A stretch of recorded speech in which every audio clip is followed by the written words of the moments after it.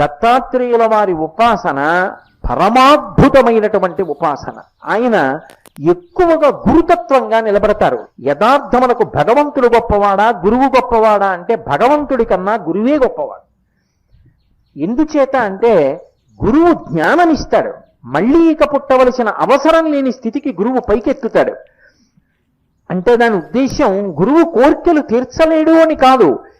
కోర్కెల కన్నా చాలా గొప్ప విషయం ఏమిటి అంటే జ్ఞానం ఇవ్వడం. దానికి అడగక్కర్లేదు, సిద్ధంగా ఉంటాడు ఆయన. అలా కూర్చునేటటువంటి గురువు దగ్గర జ్ఞానాన్ని పొందడం అన్నిటికన్నా గొప్ప విశేషం. మహానుభావుడైనటువంటి దత్తాత్రేయ స్వామి వారు గురుస్వరూపంలో కూర్చుని ఉంటారు. అందుకే ఆయన జ్ఞానప్రదాత.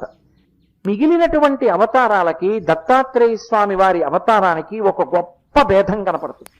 మిగిలినటువంటి అవతారాలలో సంప్రదాయ సిద్ధంగా ఎక్కడో ఏదో పైన ఒక గురువు కనపడతారు.